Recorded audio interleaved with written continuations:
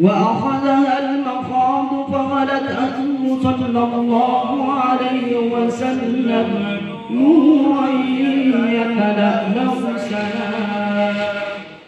يا نبي سلام عليك، يا رسول سلام عليك، يا حبيب سلام عليك، صلوات الله عليك. مرحبا يا نور العين، مرحبا جد الحسين.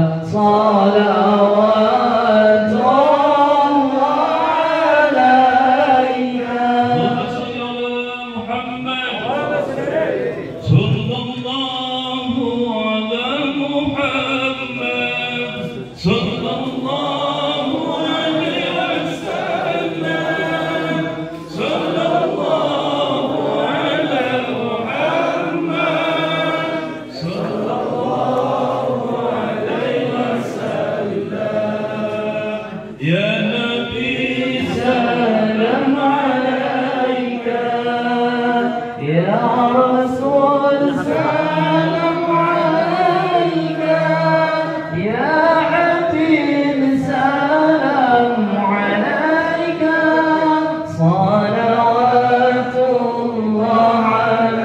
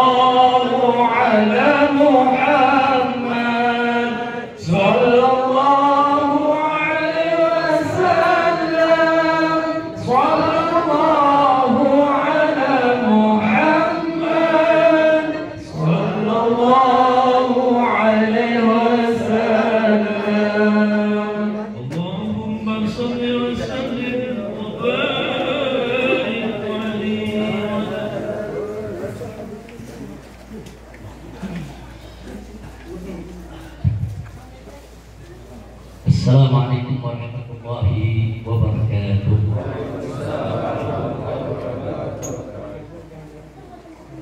Alhamdulillah, alhamdulillahi rabbil alamin wa bihi nasta'in ala umuri dunya waddin. Wassalatu wassalamu ala sayyidil mursalin wa ala alihi at-tayyibin wa ashabihi al-ghurril mayamin wa man tabi'ahum bi ihsanin ila yaumiddin. Ayyuhal kiram, usikum jami'an wa nafsi bi taqwallah wa bi ta'ati Rasulillah sallallahu alaihi wasallam wa bi mahabbatin nabi wa ahli baitihi wa ashabihi wa ummatihi. Wa nasallallahu subhanahu wa ta'ala an yahdiyana ila siratil mustaqim wa yaj'alana minal muttaqin. Amin ya rabbal alamin. Langsung saja, saya tidak ingin membuang waktu. Alhamdulillah, pada pertemuan kali ini barusan kita sudah mendengarkan pembacaan ayat-ayat suci Al-Quran Al-Karim. Begitu juga pembacaan sholawat buat Nabi kita Muhammad Sallallahu Alaihi Wasallam. Begitu juga beberapa pasal dari kitab Maulid yang menceritakan Sayyidina Muhammad sallallahu alaihi wasallam. Saya sampaikan apresiasi penghargaan kepada segenap masyarakat Indonesia yang ada di kota suci Madinah. Lebih khusus kepada segenap panitia yang ada di sini, para ustadz kita, yayasan dan lain sebagainya. Tidak disebutkan satu persatu nama-nama beliau, tapi tidak mengurangi rasa cinta kita, mahabbah kita kepada mereka-mereka yang telah mengorbankan waktu, tenaga, pikiran, harta benda dalam rangka untuk mensukseskan acara ini. Nah, mudah-mudahan mereka segenap panitia, begitu juga semua yang hadir di sini senantiasa diberikan oleh Allah limpahan rahmat dan barakah. Amin ya rabbal alamin. Nah, ibadah kiram, pertemuan kita kali ini kebetulan kita ada di bulan Rabiul Awal, tanggal 12 Rabiul Awal juga baru saja berlalu, dan kita ada di kota hijrahnya Nabi Muhammad sallallahu alaihi wasallam. Jadi tepat sekali kalau pada hari ini panitia mengambil inisiatif sekaligus membaca maulid. Alhamdulillah. Nah, pembacaan maulid ini tidak lain dan tidak bukan untuk mengekspresikan rasa cinta kita, mahabbah kita kepada Nabi kita Sayyiduna Muhammad sallallahu alaihi wasallam. Tapi jangan lupa bahwa menunjukkan rasa cinta kepada Nabi tidak cukup hanya dengan membaca riwayat sejarah ini saja, tidak cukup hanya dengan membaca sholawat saja, tapi semua itu harus diikat. Jadi ucapan rasa cinta kepada Nabi tidak cukup kalau tidak dibuktikan dalam bentuk perbuatan. Artinya apa? Kalau kita cinta Nabi, ayo jadikan Nabi sebagai uswatun hasanah, contoh Nabi, ikuti Nabi. Nah, jadi jangan lupa tuh. Jadi bukti cinta yang sebenarnya kepada Nabi adalah dengan menjalankan syariatnya, menjalankan ajarannya, menegakkan agamanya. Itu bukti cinta hakiki kita kepada Nabi Muhammad sallallahu alaihi wasallam. Nah, karenanya melalui pertemuan ini saya ingin ingatkan kepada semua, apalagi sekarang baru saja terjadi, yaitu penghinaan kepada Nabi kita alaihi salatu wassalam. Dan penghinaan serupa juga terjadi di berbagai negeri, termasuk negeri kita. Kalau kita buka medsos itu di kita punya negeri, berapa banyak orang-orang yang kurang ajar menghina kita punya Nabi alaihi salatu wassalam. Dan mereka semua sudah dilaporkan ya, tapi tidak ada tindakan, dibiarkan. Hukumnya hukum suka-suka kita punya negeri ya, Nah, jadi ini satu kondisi yang sangat memprihatinkan yang tidak boleh kita untuk membiarkan. Baiklah, sebelum kita bicara tentang itu, nanti di akhir daripada penyampaian saya pada kesempatan hari ini, yang ingin saya ingatkan adalah, saudara, apa hukum menghina Nabi alaihi salatu wassalam?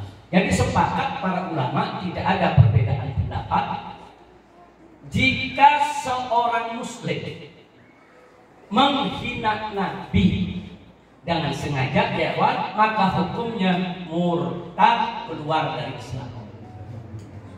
Itu dulu yang mesti kita garis bawah, supaya jangan sembarangan kita hina Nabi, ya, nggak boleh sembarangan. Kita bicara Nabi dengan sifat yang rendah, yang jelek, itu bisa mengantarkan kepada hukum murtad, keluar dari Islam.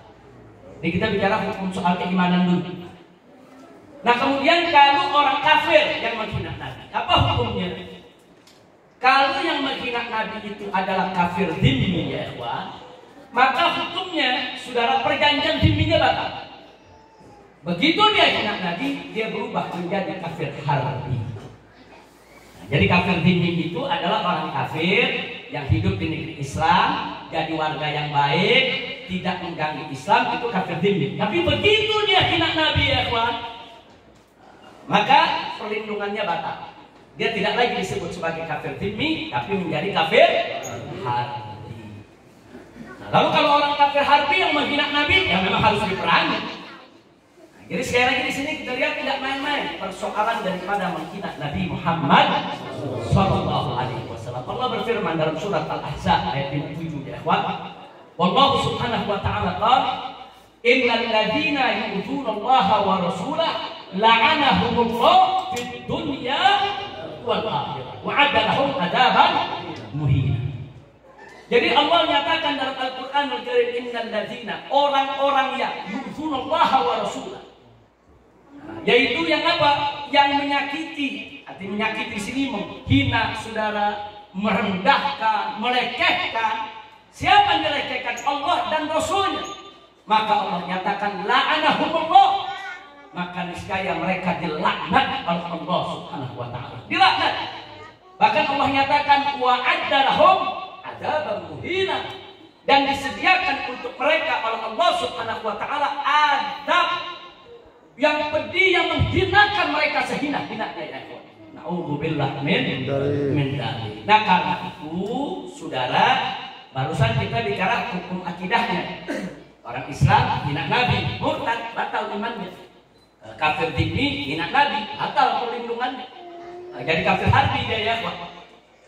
Makanya Sayyidina Abdullah ibn Sayyidina Umar radhiyallahu taala anhuma pernah ditanya oleh seseorang, bagaimana kalau ada kafir dhimmi ini yang menghina Nabi? Dijawab oleh beliau, kami melindungi mereka bukan untuk mereka hina Nabi. Kami melindungi mereka, menghormati mereka, menghargai mereka sebagai kafir dhimmi, bukan untuk mereka hina Nabi. Jadi kalau mereka hina Nabi, batal perlindungannya ya. Jadi nggak main-main itu. Itu kita bicara soal masalah tadi soal keimanan. Nah sekarang soal sanksi hukum ya. Sepakat ulama dari semua madhab, baik ahlus sunnah maupun yang di luar ahlus sunnah sekalipun ya. Makanya ini menjadi bagian dari usuluddin. Loh kenapa menjadi bagian dari usuluddin? Semua madhab sepakat. Mau ahlus sunnah, mau bukan ahlus sunnah, semua sepakat. Siapa yang menghina Nabi, saudara, sekalipun dari orang Islam itu sendiri, dituntut untuk mereka bertobat, mohon ampun kepada Allah, minta maaf kepada umat Islam, berjanji untuk tidak mengulangi. Kalau dia tidak mau, saudara, maka hukum mati. Itu ijma ulama ya Pak. Kalau sudah disebut ijma, nggak ada ruang lagi bagi kita untuk berdebat ya Pak. Nggak ada ruang lagi bagi kita untuk berbeda pendapat. Jadi kalau sekarang ada orang Islam sok arif, sok bijak, saudara, ada orang-orang yang menghina Nabi untuk dibiarkan saja, ditonton saja. Dia belajar di mana? Dia belajar sama ulama yang mana? Ini semua madhab sudah sepakat ya Pak. Semua. Mau itu madhab ahlus sunnah, mau di luar ahlus sunnah, mau madhab Hanafi, Syafi'i, Maliki, Hambali, saudara. Bahkan sampai dari kalangan Khawarij, Ibadi, bahkan dari sampai kalangan Syiah, Zaidi maupun Imani, Ja'fari, saudara, semua sepakat. Siapa hina Nabi, hukum mati, selesai. Nah, jadi kalau semua mazhab aja sudah sepakat, tidak ada ruang bagi kita untuk berbeda pendapat lagi ya. Nah, baiklah. Nah, kalau begitu sekarang sedikit saja saya sampaikan, kalau nanti ada yang ingin lebih panjang lebar lagi, saudara. Di akun-akun Front Pembela Islam sudah dituangkan dalil-dalilnya. Nah, Anda bisa lihat di akun-akun Front Pembela Islam sudah dikeluarkan dalil, ada sekian puluh dalil, riwayat baik dari Al-Quranul Karim maupun hadis-hadis Nabi, saudara, yang berkaitan dengan penghinaan terhadap Nabi. Nah, pada kesempatan ini saya tidak akan bahas semua karena akan terlalu panjang sekali, tapi singkat saja. Nah, supaya kita tidak salah paham. Kadang-kadang ada yang bicara begini, Habib, katanya Nabi dulu dihina, dia tidak marah. Kenapa kita harus marah? Ini kadang-kadang yang bicara begini, Evan, dikenal di tengah masyarakat sebagai juru dakwah, sebagai ustadz, sebagai kiai. Ini jadi merancurkan masalah, Evan. Sesuatu yang sudah diijmakan, sesuatu yang sudah disepakati, mereka mau korek-korek lagi, Evan. Ini ciri-ciri apa? Ciri-ciri bukan sekedar munafik, ciri-ciri zindik. Zindik itu ya kan suka memutar balikan yaitu dalil. Dia putar balikin dalil, dia putar balikin yaitu hukum ya ikhwan. Yang halal dia haramkan, yang haram dia halalkan, yang sudah diijmakan dia korek lagi saudara untuk dia robohkan, dia runtuhkan. Ini ciri zindik. Hati-hati, orang-orang zindik ini sangat berbahaya, dan saat ini kita lihat di tengah-tengah kita saudara banyak yang orang sudah ketularan penyakit zindik. Na'udzubillah min. Mudah-mudahan kita semua diselamatkan oleh Allah dan kalau kita baca sejarah, baca yang utuh. Jangan baca separuh-separuh. Jangan ya kawan, baca yang utuh. Bagaimana sejarah Nabi menghadapi penghinaan terhadap diri dia. Oh, dalam sejarah lengkap ya kawan. Kita boleh buka Sahih Bukhari, Sahih Muslim, kita buka Jami'ut Tirmidzi, kita buka Sunan Abi Daud, Sunan Nasa'i, Sunan Ibn Majah, kita buka kitab-kitab tarikh. Saudara, bersebaran, berserakan riwayat-riwayat bagaimana cara Nabi dan para sahabat menghadapi orang yang menghina Nabi alaihi salatu wassalam. Nah, singkat saja mari kita lihat. Waktu di periode Mekah, kita bicara periode Mekah sebelum Nabi hijrah. Saat itu Nabi dihina, Nabi dicaci maki, bahkan ada yang meludahi Nabi, yang lempari Nabi dengan pasir dan lain sebagainya, saudara. Nah, kemudian Nabi tidak membalas. Kenapa? Nah, kalau soal ini, saudara, anak Rodotul Atfal juga bisa jawab. Loh, kenapa Nabi tidak balas? Saudara, karena saat itu umat Islam masih minoritas. Umat Islam jumlahnya masih sedikit. Kalaupun banyak yang masuk Islam, banyak dari kalangan masyarakat yang lemah, saudara. Jadi umat Islam ketika di Mekah belum punya kekuatan. Kalau belum punya kekuatan terus dihina, diam, nggak usah kaget, saudara. Kita pun saat ini kalau minoritas dihina, dia bisa buat apa? Jadi itu nggak usah diperdebatkan, jangan kemudian itu dijadikan dalil untuk sepanjang zaman. Oh, kalau begitu dihina kan Nabi disiram pasir diam, tuh Nabi diludahin diam. Tunggu dulu, Anda cuma lihat periode Mekah, belum melihat periode lanjutannya, saudara. Jadi Nabi itu cerdas, Nabi itu pandai, Nabi kita itu, saudara, luar biasa, memiliki kecerdasan, kepandaian, kepintaran, saudara, di atas semua manusia yang ada. Jadi Nabi tahu menempatkan posisi, kapan harus dihukum seseorang yang menghina Nabi, kapan harus dibiarkan, kapan kita harus diam, kapan kita harus bicara, kapan kita harus bertindak. Nah, jadi jangan menggambarkan Nabi itu, saudara, seperti manusia biasa, seperti yang lainnya, yang tidak mampu untuk menempatkan sesuatu pada tempat yang sebenarnya. Nah, jadi kenapa saat itu Nabi dihina, kok sahabat diam? Nah, boro-boro sahabat mau bela Nabi, mau mempertahankan akidahnya aja setengah mati. Bayangkan Ammar bin Yasir, ibu bapaknya dibunuh depan matanya, saudara. Bagaimana dengan Bilal, saudara, dipentang di tengah padang pasir, diikat, dicambuki, ditindih dengan batu karang yang besar.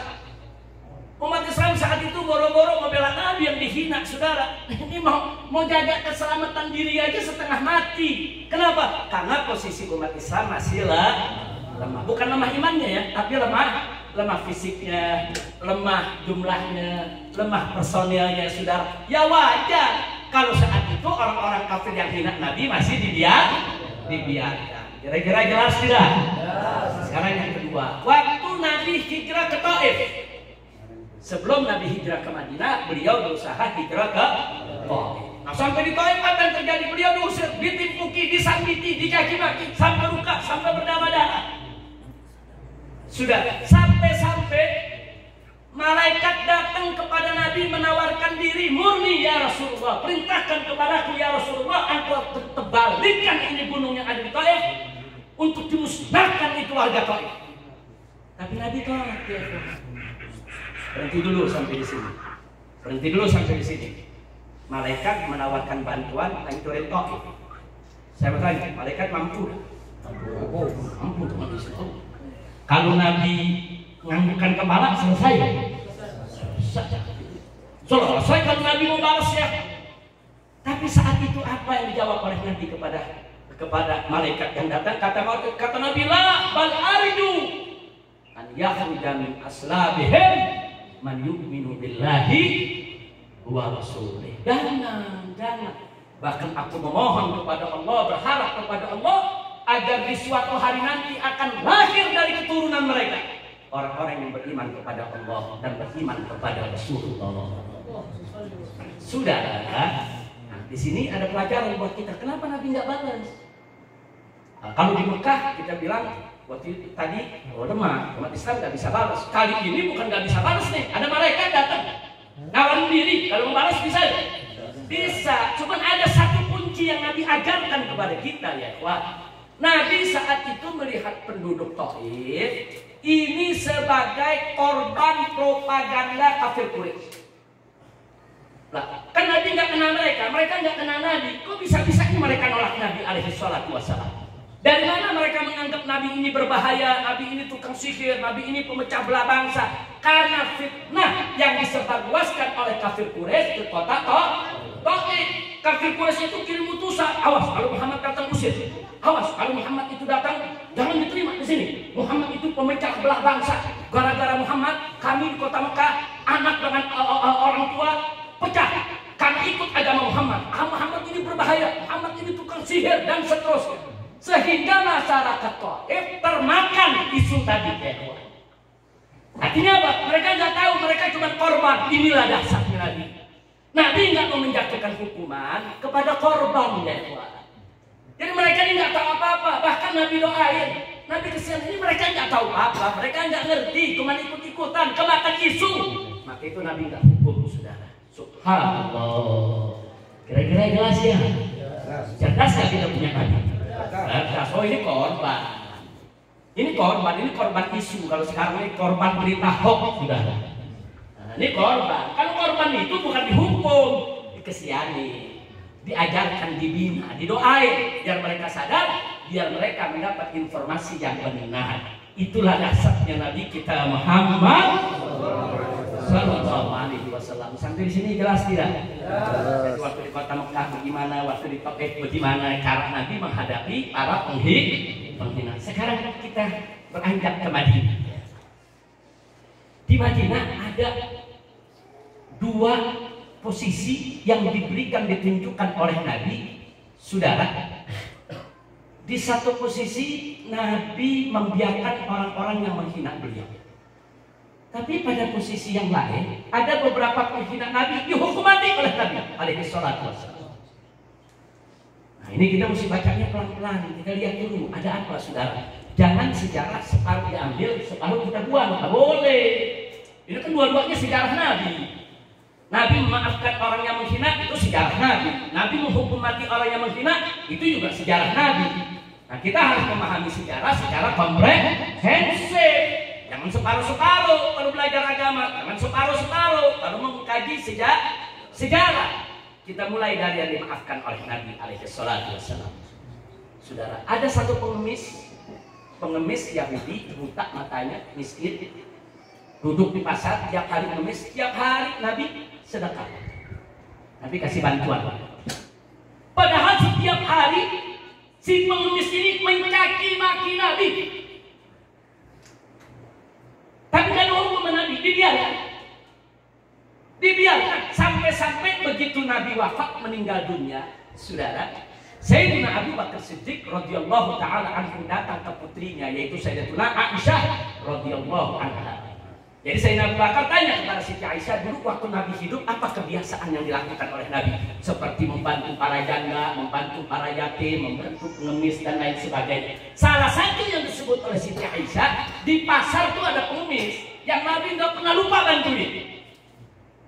Sayyidina Abu Bakar melanjutkan kebaikan Nabi. Nah, ini saking cintanya Sayyidina Abu Bakar Siddiq radhiyallahu anhu kepada Nabi kita Muhammad sallallahu alaihi wasallam. Dulu yang pernah dibantu Nabi janda mana? Dibantu Abu Bakar Siddiq. Dulu yang pernah dibantu sama Nabi yatim mana? Dibantu oleh Sayyidina Abu Bakar Siddiq. Nah, Sayyidina Abu Bakar datang ke orang tadi, dibantu oleh Sayyidina Abu Bakar sebagaimana dulu Nabi. Begitu dibantu, dipegang tangan Abu Bakar sama si pengemis tadi. Si pengemis ini bilang apa? Ini tangan bukan tangan yang biasa bantu aku.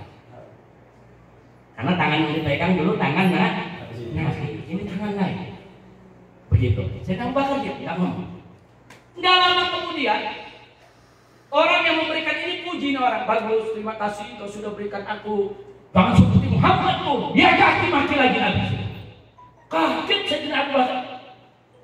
Sayyidina Abu Bakar kaget tanya sama itu orang, kau nggak salah mencaci maki Muhammad? Ya Muhammad begini. Kau tahu Muhammad itu? Kau pernah ketemu Muhammad itu? Dia nggak tahu ya. Dikasih tahu oleh Abu Bakar Siddiq, kau tahu orang yang setiap hari membantumu di sini, yang tadi kau sebut tangannya begitu lembut penuh kasih, itulah Muhammad yang membantu. Subhanallah, kaget. Orang tadi kaget, menyesal, menangis, saudara. Nah, jadi kita lihat di sini, saudara. Pertanyaannya, kenapa Nabi nggak hukum? Kenapa Nabi nggak bunuh, saudara? Saudara, ada orang miskin, matanya buta, ngemis di tengah pasar, menghina Nabi. Terus kalau Nabi bunuh, apa kata dunia, saudara? Kira-kira dunia bilang apa? Betul. Orang miskin, orang buta, orang yang nggak ngerti apa-apa dibunuh. Apa kata dunia, saudara? Nabi itu cerdas, saudara. Ini orang buta, nggak tahu apa-apa, nggak ngerti apa-apa. Udah biarin aja, kenapa sih? Itu udah sakit jiwa kita punya Nabi. Nabi tahu mana yang mesti dihukum, mana yang tidak perlu dihukum, saudara. Nah, jadi nggak setiap orang main hukum, tiap orang main hukum, saudara. Enggak. Kita kalau menegakkan hukum, jangan hanya terpaku kepada faktor hukum. Di sana ada faktor kemanusiaan, di sana ada faktor keadilan, di sana ada faktor-faktor lain yang harus kita lihat, ya, Pak. Tidak hanya monoton bicara soal hukum. Kalau bicara soal hukum, yang mesti dihukum Nabi, selesai. Tapi nggak begitu. Para fikir Nabi kita bisa lihat, oh ini perempuan, kalau nanti dibunuh apa kata dunia, ya, Pak. Nah, Nabi diam, nanti juga ada bakal tahu siapa itu Muhammad. Nanti juga bakal tahu siapa yang membantu dia. Buktinya begitu dia ketemu Sayyidina Abu Bakar, Sayyidina Abu Bakar tegur, nyesel, nangis. Saudara, dia nggak pernah sangka. Yang lebih membuat dia lebih sedih lagi, saudara, itu orang yang membantu dijaki tiap hari, tapi tetap membantu. Subhanallah. Itulah Nabi kita Sayyidina Muhammad Sallallahu Alaihi Wasallam. Sekarang mari kita lihat lagi. Ada lagi orang kafir, saudara, Yahudi, nagih utang kepada Nabi. Nabi ada utang, saudara, belum waktunya dibayar. Utang kan biasanya ada janji bulan depan bayar, belum waktunya, sudah ditagih. Nah, mungkin si Yahudi ini lagi butuh, saudara. Nah, cuma nagihnya nggak sopan. Begitu nggak sopan, sahabat Nabi yang duduk di samping Nabi berdiri, ya Rasulullah, da'ni an aras. Ya Rasulullah, izinkan aku biar aku tebas batang leher orang ini. Kurang aja. Kalau nggak salah sahabat saat itu yang duduk di samping Nabi, Sayyidina Umar Khattab. Sayyidina Umar marah. Apa kata Nabi? Ya Umar, nah, ikris makanan, duduk. Seharusnya kau nasihati dia supaya sabar lagi utang. Dan mestinya kau nasihati aku supaya buru-buru bayar utang. Subhanallah. Jadi artinya kenapa Nabi mengizinkan untuk dibunuh? Ini bukan urusan agama, ini urusan dunia, urusan utang piutang, saudara. Karena ini urusan dunia, urusan utang piutang, urusan Nabi sama Yahudi. Jangan Umar nggak boleh sembarangan bunuh orang, saudara. Subhanallah. Jadi terjawab, kenapa nggak dibunuh? Kenapa nggak dihukum mati? Karena itu urusan pribadi. Ini dasarnya karakter kita punya Nabi. Kalau urusan pribadi, Nabi dihina, Nabi dicaci maki, Nabi tidak akan balas siapa. Kalau urusan pribadi, enggak, Nabi pemaaf. Tapi kalau urusan agama, saudara, coba dilecehkan, coba direndahkan, pasti Nabi akan menegakkan hukum, saudara. Jadi tolong dibedakan karakter kita punya Nabi. Kalau pribadi, Nabi maafin. Kira-kira jelas tidak? Oh, ini pribadi, urusan utang dia marah, ya saudara. Nabi maafin. Yang ketiga, saudara, waktu Nabi dan para sahabat di kota Madinah ini mau berangkat perang. Begitu berangkat perang di jalan, saudara, ada beberapa kuda para sahabat itu menginjak pekarangan kebun orang Yahudi. Orang Yahudi punya kebunnya diinjak pasukan, kan rusak kalau kuda pada masuk ya. Marah ini Yahudi, marah keluar sumpah serapah. Sudah, antum bisa bayangkan. Ini lagi pada mau perang, di kuda perang, pakai pedang, ada Yahudi naik maki. Kira-kira bagaimana, saudara? Wah, nyari mati itu, saudara. Sahabat marah, udah cabut pedang, kurang ajar. Begitu Nabi tahu nggak ditahan, jangan. Mestinya, Nabi nasihati si Yahudi ini untuk sabar, dan kita harus ganti rugi dia punya kerusakannya. Subhanallah. Saya bertanya kepada semua yang ada di sini, dahsyat tidak kita punya Nabi? Sabar tidak? Damai tidak? Mulia tidak? Sallu ala Nabi. Gak dikasih Nabi Nabi, ganti. Ini urusan dunia, kita merusak kebunnya, ganti. Bukan kita marah tahu pedang membunuh. Iya ya Pak, betul dia salah nyaki-maki orang, dia salah nyaki-maki. Nasihati, jangan nyaki-maki. Nanti kerusakannya kita ganti. Dia kan nyaki-maki kan karena dipikir kerusakannya nggak diganti. Ganti, begitu terima ganti dia diam. Yahudi nggak marah-marah lagi ya Pak. Nah ini cara Nabi menyelesaikan masalah, nggak main bunuh dia Pak. Nah singkat cerita sekarang bagian kedua. Nabi masuk ke dalam masjid, sahabat kumpul dalam masjid. Ada dalam riwayat Sahih Bukhari. Kata Nabi alaihi salatu wassalam, "Man yakfini amma yu'dini." Siapa di antara kalian yang bisa menyelesaikan orang yang selalu menyakiti? Orang ini selalu menyakiti. Dia kaki makiku di mana tempat. Namanya Ka'ab ibn Ashraf, tokoh Yahudi ya. Kemudian seorang sahabat Muhammad bin Maslamah angkat tangan, "Ana ya Rasulullah. Aku yang akan selesaikan dia ya Rasulullah." Keluar dari masjid, cari itu orang, dibunuh ya. Dibunuh, penggal kepalanya, bawa depan Nabi. Selesai. Kenapa yang ini dibunuh, kok yang itu nggak dibunuh ya Tuhan? Yang tadi urusan kebun, urusan utang, urusan perempuan miskin di tengah pasar ya Tuhan. Nabi maafkan, Nabi biarkan, tapi yang ini lain. Ini tokoh Yahudi keluar masuk kampung, keluar masuk rumah, di mana-mana memfitnah Nabi, di mana-mana menghina Nabi. Nabi tidak terima, makanya Nabi katakan, "Man yakfini amma yu'dini." Siapa di antara kalian, hei sahabatku, yang bisa menyelesaikan orang ini, yang selalu menyakitiku? Berangkat sahabat sudah. Ini ada dalam Sahihul Bukhari, bukan hadis dhaif. Ini bukan hadis maudhu, saudara. Ini hadis sahih. Berangkat. Nah begitu juga ada satu lagi, saudara. Satu lagi Yahudi namanya Abu Rafi. Sudah. Sama. Nabi kumpulkan lagi sahabat. Nabi tanyakan siapa yang siap untuk membunuh daripada Abu Rafi tadi. Sahabat angkat tangan lagi, berangkat, dicari, dibunuh, selesai. Nah sahabat nggak banyak ngomong ya Tuhan. Mana menyakiti Nabi? Apalagi sudah diperintah oleh Nabi, dalam berangkat dibunuh atas perintah Nabi.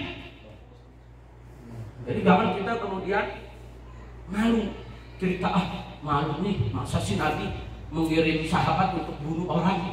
Ya ikhwan, ini Nabi sedang menegakkan hukum, bukan Nabi ganas, bukan Nabi jahat. Ini hukumnya dari Allah. Enggak boleh orang menghina Nabi Muhammad Sallallahu Alaihi Wasallam. Kalau nggak mau dibunuh, ya jangan hina Nabi. Selesai, saudara. Dan nggak sampai di situ, saudara. Beberapa sahabat di tengah jalan bertemu dengan orang yang menghina Nabi, dibunuh. Sayyidina Ali pernah bunuh satu perempuan Yahudi di tengah pasar, sudah dibunuh karena menghina Nabi. Abdullah ibn Zubair pernah bunuh orang, Khalid bin Walid dibunuh. Siapapun yang menghina Nabi ya. Dan semuanya direstui oleh Nabi alaihi salatu wassalam. Tidak ada satupun yang tidak direstui oleh Nabi. Padahal Nabi nggak nyuruh ya. Kalau tadi kan Nabi suruh tuh Abu Rafiq sama Ka'ab ibn Ashraf. Kalau ini Nabi nggak suruh. Sahabat saya di jalan ada orang menghina Nabi. Dikasih peringatan nggak ngerti, dibunuh. Habis itu baru lapor Nabi. Aku membunuh seseorang ya Rasulullah. Kenapa kau bunuh? Karena dia menghina aku nggak kuat. Selesai. Bahkan ada seorang sahabat Nabi yang buta matanya sudah. Kota Madinah ini, dia punya seorang hamba sahaya yang sudah melahirkan anak buat dia. Dan hamba sahaya kan hukumnya seperti istri. Sudah punya anak, kemudian hamba sahaya ini melayani dia, siapkan makanannya, siapkan pakaiannya, luar biasa ya. Cuma ada kekurangannya satu, sang hamba sahaya ini sering mencaci-maki Nabi. Tapi sang suami yang buta ini, sahabat Nabi ini sabar. Dia nasihati si hamba sahaya, sudahlah, kau jangan hina Nabi, sudahlah. Terus begitu. Suatu ketika dia tidak tahan, saudara. Suatu ketika dia tidak tahan. Pulang dari masjid Nabi sampai di rumah, disiapkan asya, makan malam, saudara. Si perempuan ini begitu lagi menyediakan makan sambil mencaci maki Nabi. Nggak kuat ini si buta, saudara. Sahabat yang buta ini nggak kuat, saudara. Kebetulan di pinggangnya ada hanggar. Hanggar itu pisau belati, saudara. bukan pedang, yang setengah, pisau belanda. Dia cabut, dia merasa ini perempuan lagi nyaki-maki Nabi depan dia cabut, dia tusuk, perkis kena perut lambung. Mati itu perempuan. Geger satu Madinah dia. Ada perempuan dibunuh, geger yang bunuh sahabat Nabi itu. Yang bunuh sahabat Nabi alaihi salatu wassalam. Nah, begitu Nabi dengar kabar, besoknya saat sholat subuh semua dikumpulkan di masjid ya. Sahabat yang membunuh ini juga dikumpulkan ya. Nah, kemudian ditanya oleh Nabi alaihi salatu wassalam, apakah betul semalam kau bunuh hamba sahayamu? Orang ini mengaku, ya betul ya Rasulullah. Bukankah itu perempuan yang melayanimu selama ini? Yang sediakan kau makan, minum, pakaian. Bukankah dia juga melahirkan anak-anak untukmu? Betul ya Rasulullah. Bukankah selama ini dia berlaku baik, melayani kamu? Kenapa dibunuh? Betul ya Rasulullah. Cuma ada satu kekurangan aku punya, perempuan ya Rasulullah. Dia suka menghinamu. Sudah sekian lama aku biarkan. Dan beberapa tetangga memberi kesaksian. Tetangganya kan suka dengar kalau ada orang lagi ini perempuan lagi nyap menghina Nabi ya.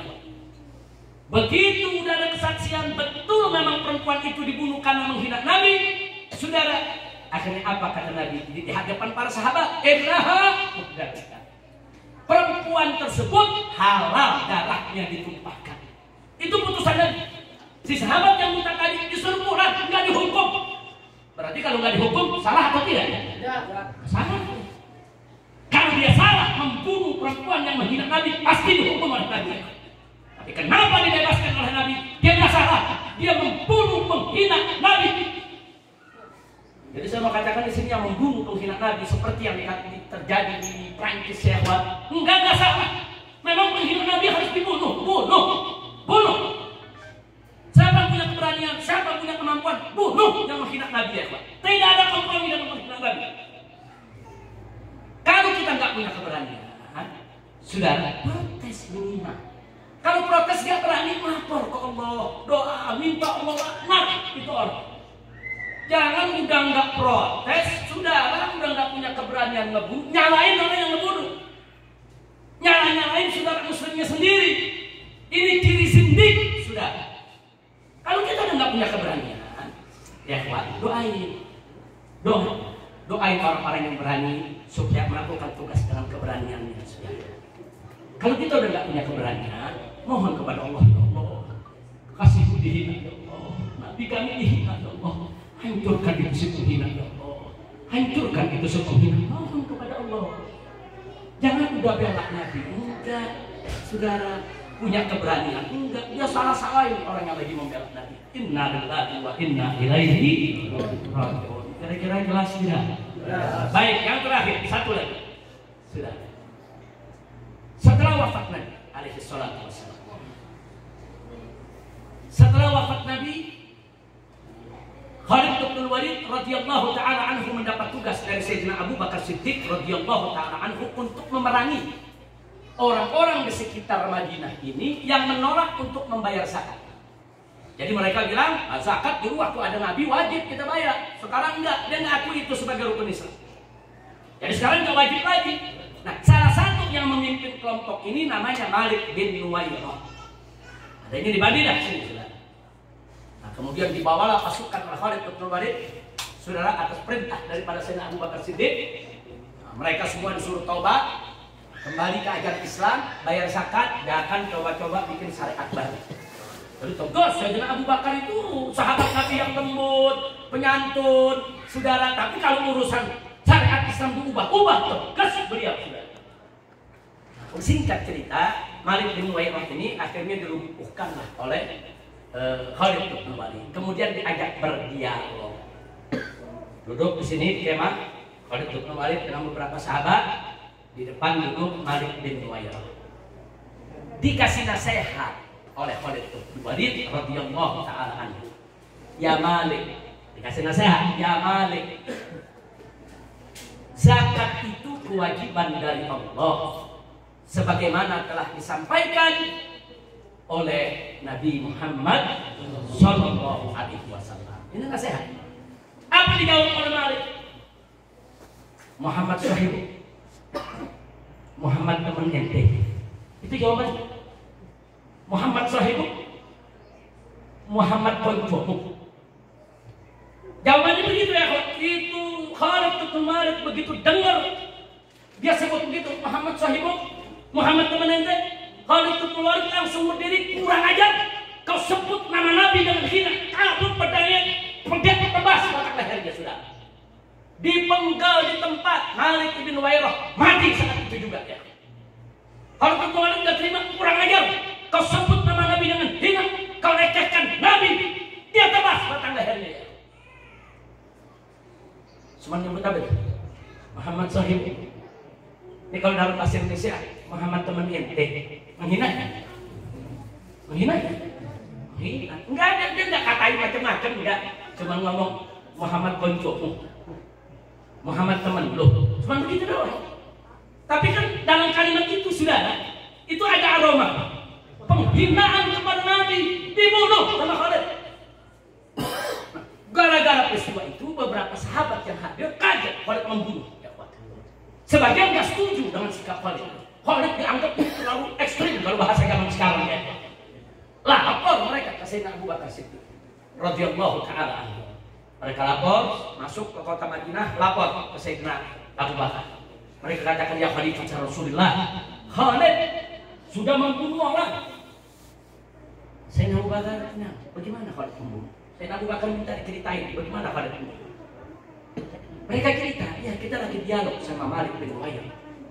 Terus Khalid mengatakan, zakat itu kewajiban dari Allah, sebagaimana disampaikan oleh Nabi Muhammad. Sayyidina Abu Bakar dengar itu. Lalu dijawab oleh Malik bin Wairah, Muhammad sahib, Muhammad teman ente. Marah Khalid bin Walid. Khalid bin Walid merasa itu penghinaan kepada Nabi, dibunuh. Nah, setelah dengan laporan itu semua membenarkan yang hadir. Betul ya Abu Bakar. Begitulah kejadian. Apa kata Sayyidina Abu Bakar Siddiq? Wallahi, kalau aku yang dengar Malik bin Wairah mengatakan sedemikian rupa untuk kekasihku Muhammad sallallahu alaihi wasallam, niscaya aku yang akan potong lehernya. Subhanallah. Berarti perbuatan Khalid dibenarkan oleh Sayyidina Abu Bakar sudah. Jadi Sayyidina Abu Bakar tidak mengatakan Khalid salah, enggak. Jangankan Khalid, kalau aku yang dengar Nabi dihina, disebut namanya serendah itu, aku yang bunuh dia. Subhanallah.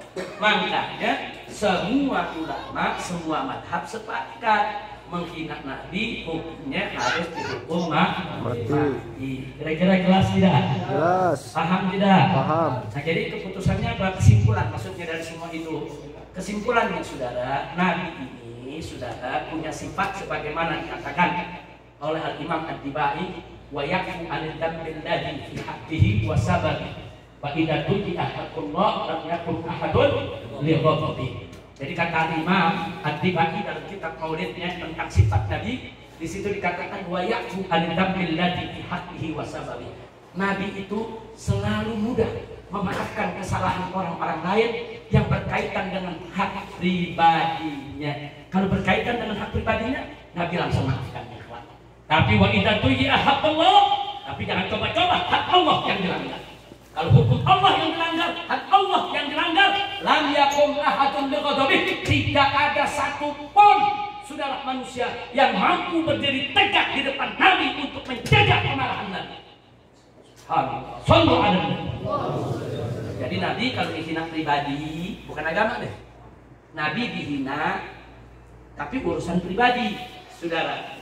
Nabi nggak marah, Nabi memaafkan.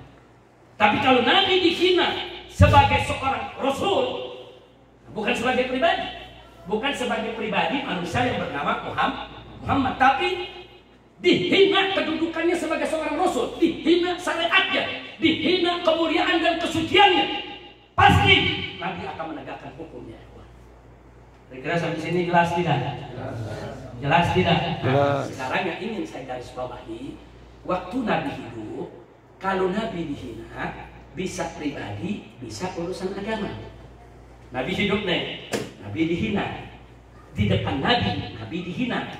Bisa urusan pribadi Nabi, bisa urusan agama. Kalau urusan pribadi Nabi, Nabi maafkan. Tapi kalau urusan agama, Nabi menegakkan hukum. Sampai di sini jelas? Baik. Nah sekarang Nabi dihina di belakang Nabi, bukan depan Nabi. tapi dihina di depan sahabat. Saat Nabi dihina depan sahabat ya Allah. Nah, pada saat Nabi dihina depan sahabat, itu cuma satu urusan. Sudah, urusannya apa? Urusan agama, bukan urusan pribadi. Loh, kenapa bukan urusan pribadi? Nah, kan pribadinya bukan pribadi sahabat. Jadi kalau Nabi dihina depan sahabat, sudah itu bukan lagi urusan pribadi, tapi itu urusan agama. Makanya semua sahabat sepakat, siapa menghina Nabi, bunuh. Nggak pakai menunggu di perintah Nabi. Kira-kira jelas ya? Nah, sekarang saya mau tanya, Nabi sekarang dihina depan umatnya, depan kita. Saya mau tanya, urusan pribadi atau agama? Tapi kalau urusan agama bisa diapain? Bunuh. Kalau ada yang bilang, ya tapi dulu Nabi dihina, memaafkan, itu urusan pribadi Nabi. Ini bukan urusan pribadimu. Bukan, ini urusan agama. Jangan kau posisikan dirimu sama dengan Nabi. Jadi kalau ada yang bilang begitu, dia mau memposisikan dirinya sama dengan Nabi. Tidak begitu. Nabi dihina di depan beliau masih hidup, bisa pribadi, bisa agama. Tapi kalau Nabi dihina depan sahabat, tidak ada Nabi nih. Depan sahabat itu urusan agama. Tidak ada yang bilang itu urusan pribadi. Begitu juga zaman sekarang. Kalau Nabi kita dihina, itu bukan urusan pribadi. Itu urusan agama, tegakkan hukum. Siapa yang bisa tegakkan, tegakkan. Yang bisa bunuh, bunuh. Orang-orang yang menghina Nabi alaihi salatu wassalam. Nah, ini yang perlu saya sampaikan. Kira-kira sampai di sini jelas tidak? Jelas. Paham semua? Paham. Jadi kita nggak usah pakai saling menghina, nggak usah. Yang nggak punya keberanian, yang nggak apa-apa, kan nggak wajib lah. Yang paling nafsan illa usaha. Kita nggak punya keberanian, nggak dosa. Anda nggak punya kemampuan, nggak dosa. Saudara, tapi paling tidak Anda mohon kepada Allah. Masa sih doa kepada Allah nggak mampu? Minta dong kepada Allah. Allahumma Allah. Itu yang menghina Nabi Allah. Allah hidupkan damai ya Allah. Itu yang menghina Nabi. Tapi iya doa aja nggak bisa. Kelewatan kalau mohon kepada Allah nggak bisa ya. Jadi kalau kita cinta Nabi, tunjukkan cinta kita kepada Nabi. Salah satunya jangan biarkan Nabi kita dihina oleh siapapun. Nah, ini yang saya mau sampaikan ya Pak. Nah, karena itu hari ini kita peringatkan Maulid tadi luar biasa untuk mengekspresikan rasa cinta kita kepada Nabi alaihi salatu wassalam dan menyikapi apa yang terjadi saat ini ya Wan. Yuk kita sampaikan protes sesuai dengan kemampuan kita. Ada yang bisa protes dia namanya di medsos, ada yang bisa proses bikin meme, ada yang bisa protes bikin rekaman, bikin sebar ya. Bela kita punya Nabi. Penuhi itu medsos dan pembelaan terhadap Nabi. Penuhi. Serang itu medsos semua. Kirim suara kita, bikin film, bikin tulisan, bikin meme, bela Islam, bela Allah, bela Nabi. Jangan pernah berhenti ya Allah. Kalau orang-orang kafir, orang-orang munafik, orang-orang zindik terus-menerus menggunakan medsos untuk menghina Allah, menghina Al-Quran, menghina Nabi. Saudara, kenapa kita tidak menggunakan itu semua medsos untuk bela Allah, bela Quran, bela Nabi, bela Islam? Saudara, kalau mereka bisa terus-menerus untuk menghina agama kita, kita harus bisa terus-menerus untuk membela agama kita ya Allah. Kira-kira jelas tidak? Siap berjuang? Siap bela Allah? Siap bela Nabi? Siap bela Islam? Takbir! Sallu ala Nabi. Itu saja yang saya mau sampaikan pada hari ini ya Allah. Kalau lihat panjang lebar yang saya sampaikan tadi, mudah-mudahan manfaat untuk kita semua.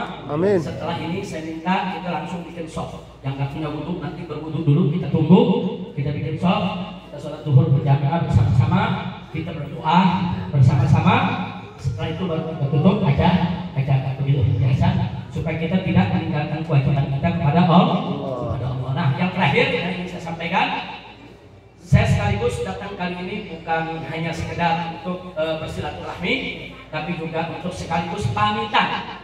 Insya Allah dalam waktu dekat saya akan segera pulang dengan keluarga ke negara kita tercinta Indonesia. Amin. Jadi Amin. saya rasa sudah cukup hampir 4 tahun yaitu saya di Mekah ya kawan, 3 tahun 7 atau 8 bulan ya kawan, hampir 4 tahun. Saya ingin segera pulang karena saya lihat ini kita punya negeri makin hari makin bobrok, makin gak ada aturan. Konstitusi dikangkangi, undang-undang seenaknya diubah, tata negara diobok-obok. Saudara, jadi kita punya negeri ini sekarang udah gak jelas, penegakan hukum gak jelas. Pokoknya yang bela rezim, saudara, mau punya kesalahan apa? Nggak ditangkap, nggak diproses. Dia mau hina Allah, mau hina Nabi, mau hina Islam, mau hina ulama, bebas asal dia dukung rezim ya. Jadi di Indonesia ini kalau Anda mau aman, Anda mau tenang, Anda nggak mau dihukum, ya gila rezim, itu aja kuncinya. Tapi kalau mereka-mereka yang mengkritik rezim, saudara langsung ditangkap, langsung dipegang, langsung diproses, hukum suka-suka, kurang ajar. Indonesia ini negara hukum, saudara. Indonesia